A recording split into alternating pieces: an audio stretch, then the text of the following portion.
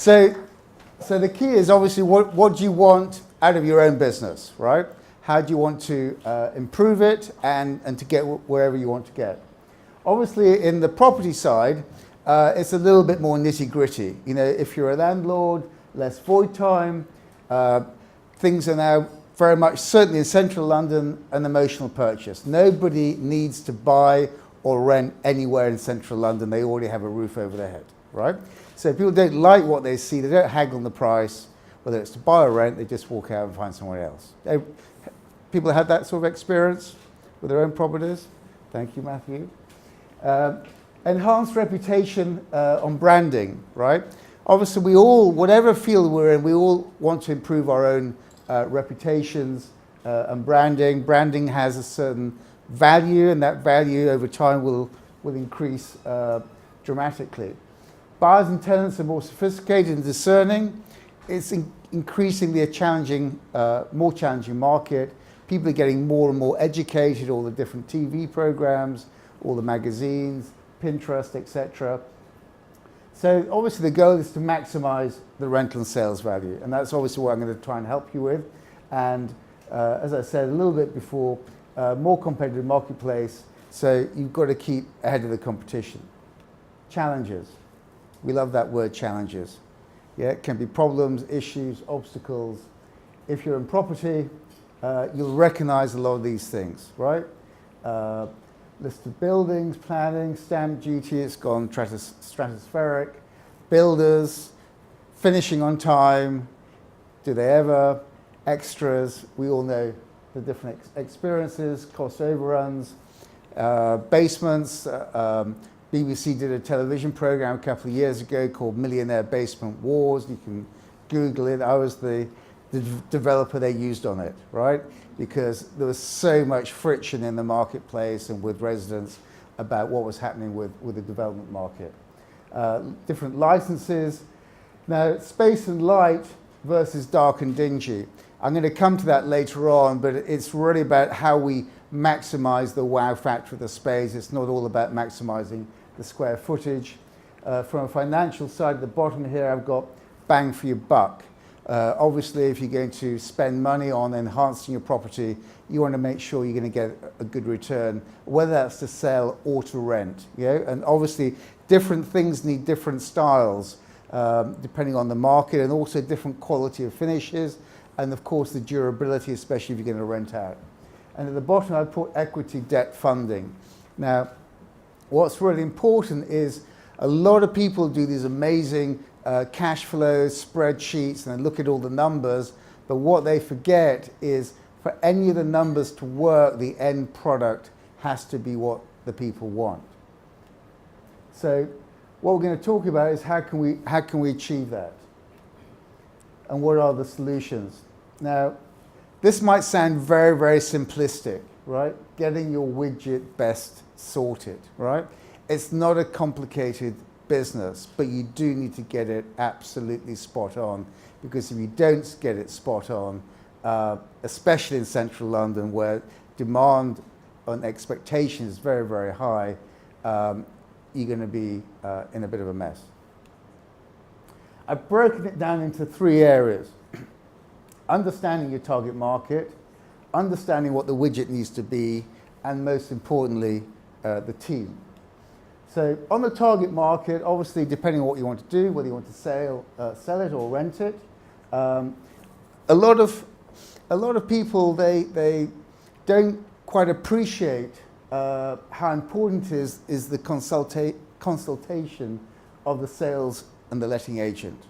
We've been approached recently by a Lebanese multifamily office who have £30 million worth of stock to sell in London. They've had some show flats done, and I'm going to show you a little bit later on, but they're not selling. And so one of the chaps knows our work from old. They contacted me, and they then flew over from Beirut with us, having obviously visited the property. We're sat around a table, and they say, "So Alan, you think you can help?" I said, "Yes, we can help."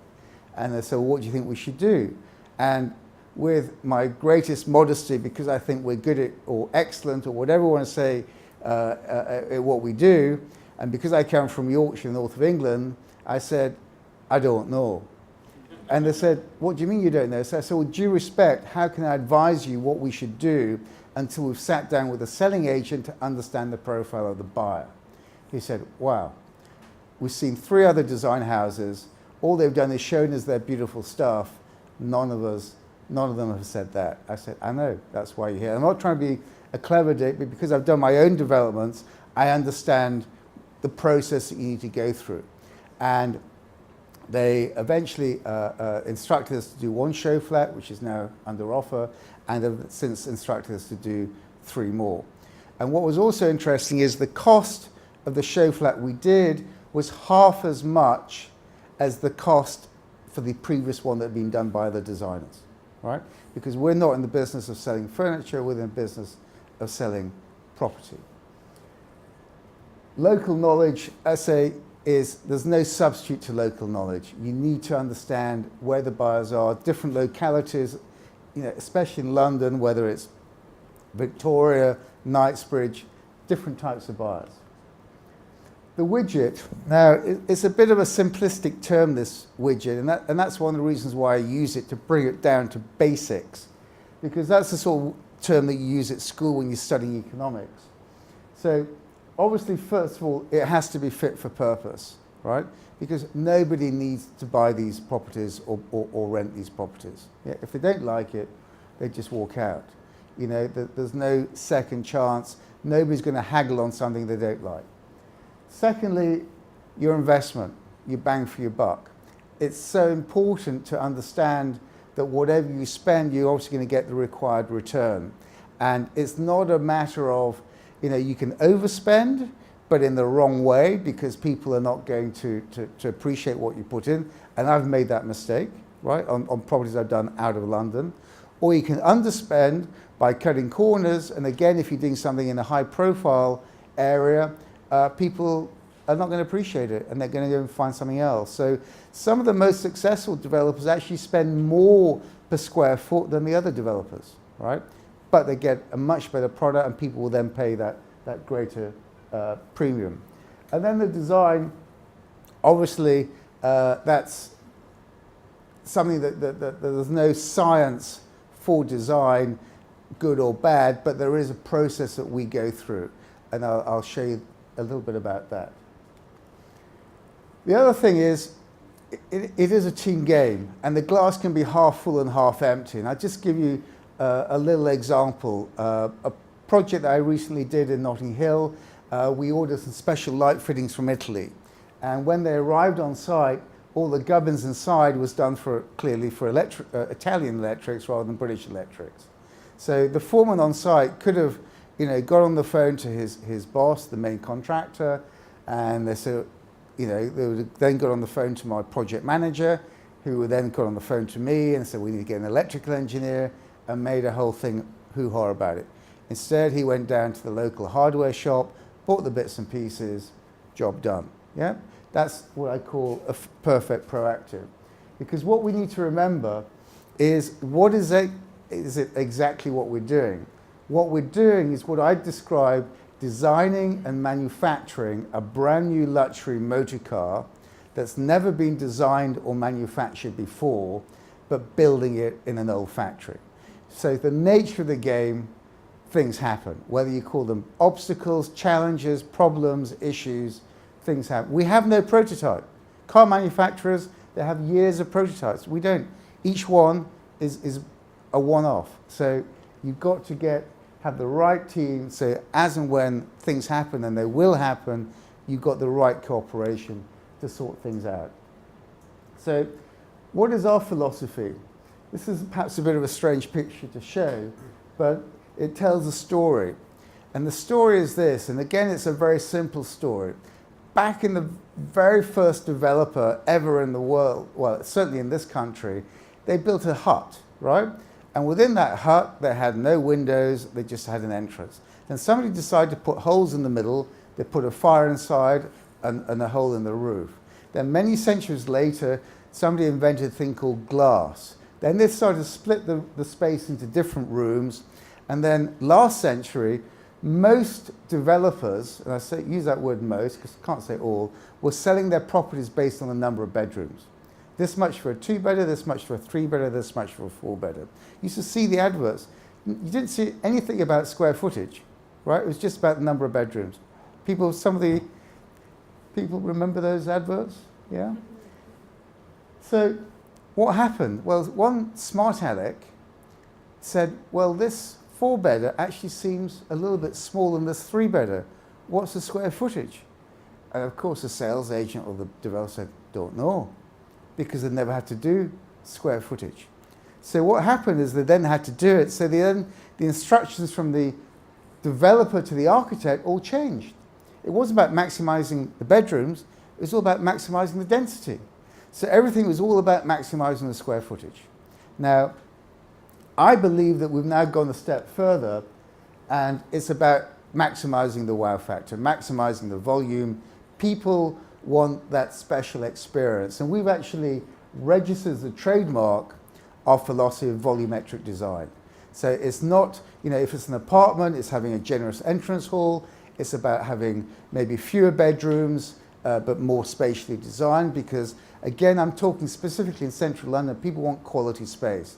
If it's a house, it could be about losing space on the ground floor and having a void, so you've got double height ceilings from the basement, so you've got that feeling of space when you go downstairs, and a nice opportunity of introducing air and light, and also when you come in, most of these terrace houses, certainly in London, they have a long thin room on the ground floor which nobody uses. Nobody spends their time in the basement, right? What if you, as long as it's not listed, you take out that spine wall, so when you come in, you have line of sight all the way to the back. Just that one simple thing is a complete game changer to the space and enjoyment of the space and the pleasure.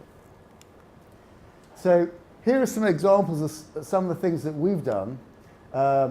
And interesting, what I'm going to show you first is what some of you might think is pretty boring, and that is a floor plan.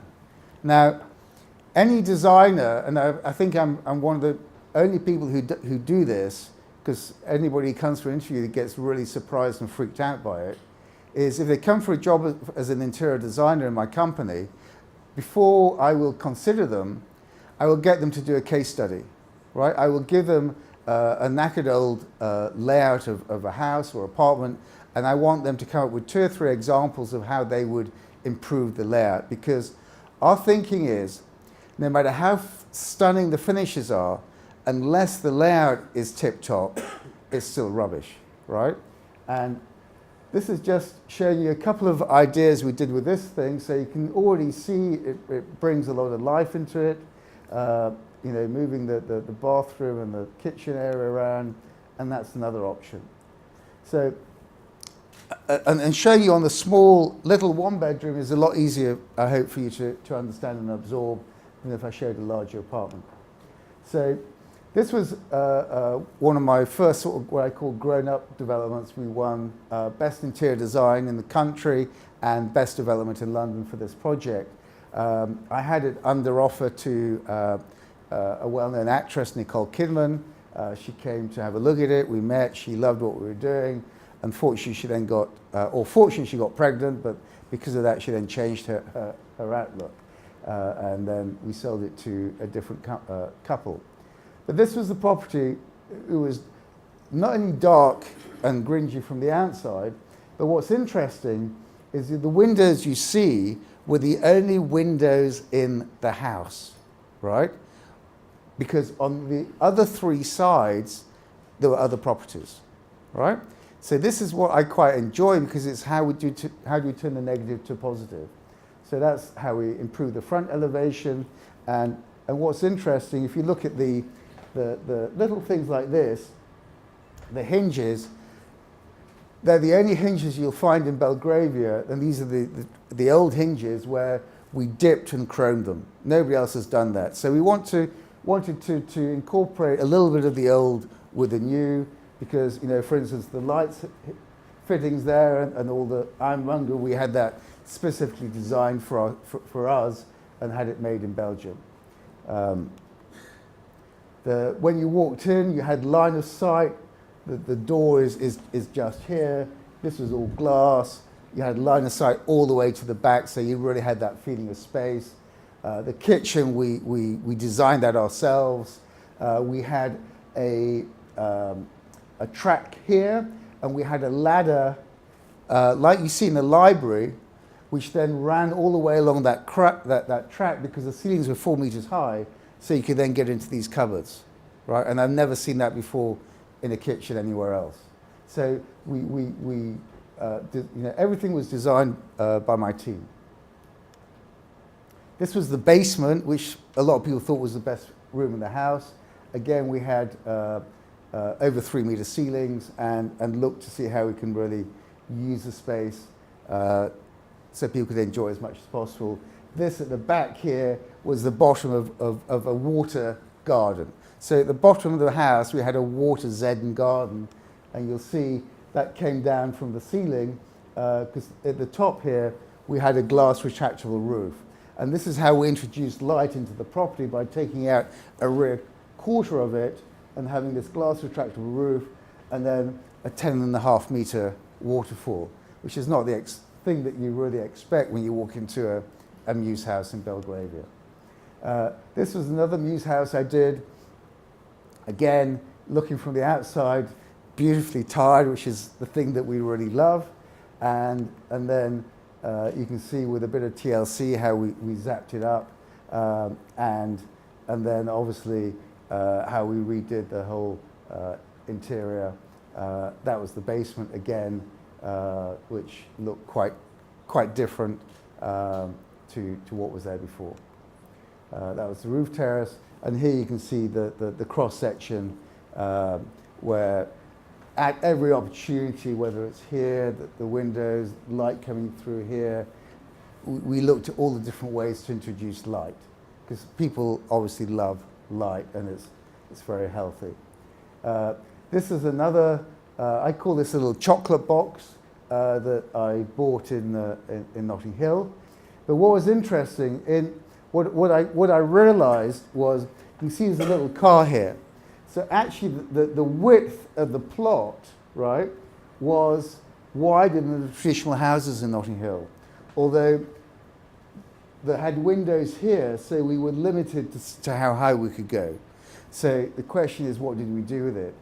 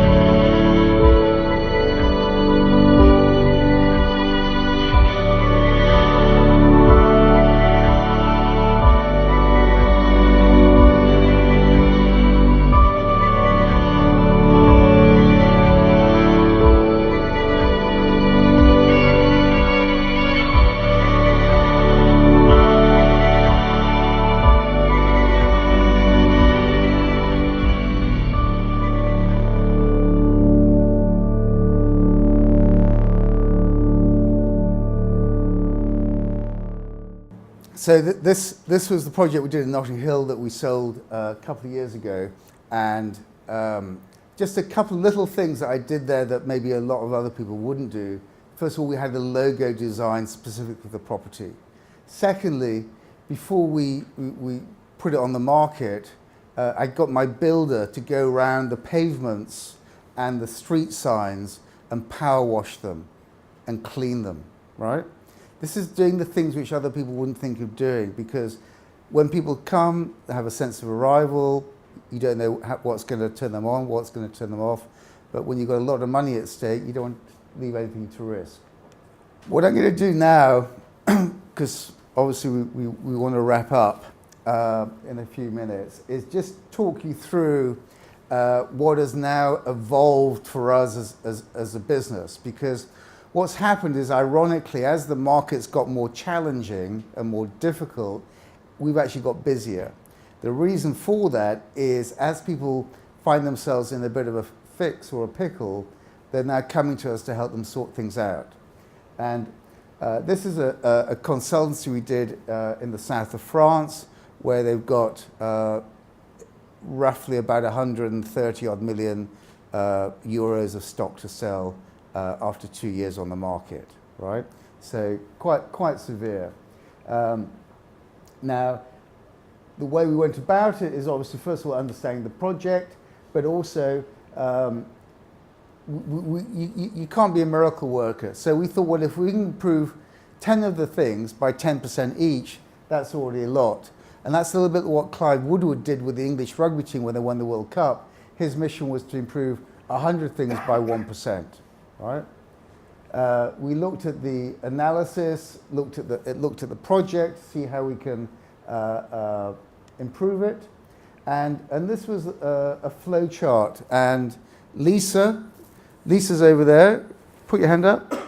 So Lisa's our head of marketing at Landmass, and she put all this together. You see quite a lot of the marketing ideas, because what we did is we looked at the marketing all the way from the social media to the website, to the emails that were sent across, to the marketing suite, to how they interacted with the clients, to the show apartments, to work out at each stage what we thought could be done to improve it, and maybe you also look at your own business to think how things can be done. And this is the selection that Lisa put together, and we went through each of those in turn, because different ways to improve it. Then on the development, we looked obviously at the product, and what was interesting is the designers they'd had there to do it had not consulted the sales team, and it really wasn't fit for purpose. And you know, like in London, if people go down there and they don't like it, they don't haggle on the price, they just go and find something else. Before anybody goes into your property, whether it's to buy or to rent, you don't have a clue what's going to turn them on. You know, we're all different. You know, if any of you studied neuro-linguistic program, we've got the 5 different senses. So, you know, is it the vision? Is it having the right music? Is it the smell? Is it feeling the fabrics? You know, what is it? Because you have to cater for different people, because you don't know what's going to come through the door. The case study that we looked at was very much about how we could improve the show flats. And the point that I'm trying to get across is, it's not like putting your finger up in the air and thinking, oh, that'll do, yeah, let's try a bit of that. There is a really logical, scientific process. Scientific is perhaps not the right word, but there's a regulated process that we go through at Landmass.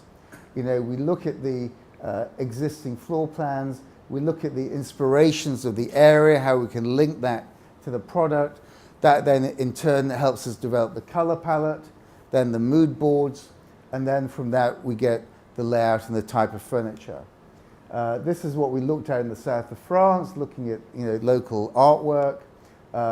Then we came to the color palette we thought fitted well with it, and then you can see, you know, these are all sort of fresh, light, holiday type colours, relaxing, which they loved. We then looked at see how we can improve the layouts of the apartment, and then came up with different palettes of furniture. And what was interesting was the point that we got across was, this is obviously where the transaction is, right? And this is where the social media. But in order to get this right, you had to first get the show flats right. Because without the right show flats, you can't get the right photography. Without the right photography, you can't get the right brochures. Without the right brochures and photography, you can't do the right social media. And then you can't do the right website. So it's a chain reaction. This is an apartment block in London, in Victoria. And this is where the people who flew over from Lebanon wanted us to help. And again, we went through the process of looking at the local inspirations, how we can improve the floor plan. And the thing to remember is we're not there to sell furniture. We're there to sell the property. And that's our game. And unfortunately, a lot of the designers that are brought in by these investor type individuals or organizations, they are giving the investor or the developer their own ideas and implanting them on the product. And unfortunately, that's where in many cases it all goes wrong, because that's what we call the tail wagging the dog as against the dog wagging the tail. I've had loads of run-ins with my design team over the years because they have their agenda, I have my agenda, right? And it's my job to make sure that the product or the widget is fit for sale, right? Not whether people like it or don't like it, but that they want to buy it. So with this, and I mentioned before, the cost of the furniture was half as much as one that had been done next door. It's very simple. It's there to set off the property. It's not trying to be clever. It's not trying to be too fussy. You know, we diagnosed that the profile of the buyer in this location was either going to be from the Far East, because there's a few Chinese people living there very, very happily, or from Europe, whereby before the taste was very much aimed at the Middle East or the Russian type market, which is not the target market for this location. You know, easy on the eye, non-controversial, and as I say, it went out very quickly. This unit here, interestingly enough, wasn't there before because the developer, in their wisdom, had not put any set of drawers in the kitchen. This is a kitchen, this is an apartment for over £1 million, and you haven't got one drawer in the kitchen. You know, it's mind-boggling. Again, the chair, so we chose these chairs, and we're on the conference call with Beirut, and one of them saying, "Oh, we don't like the chair." And I say, "Well, I don't care what you like. It doesn't matter. It doesn't matter what I like. What matters is, does the selling agent think the buyer's going to like?" And his colleague said, "You know what, you're absolutely right." And because, you know, I've done over 30 of my own projects as principal, so we can speak peer to peer. I've risked my own money. Shari, who's with me, do you want to just stand up? Shari looks after our private office. Before that, he was running his own family office. You know, he's also risked his own money, and means that we can speak to clients in a very different way, as against people who are just service providers. Again, nothing, you know, nothing amazing about that. It just looks nice, which is what you want. You know, you're trying to sell it. The same with the other bedroom and the bathroom, and that's it.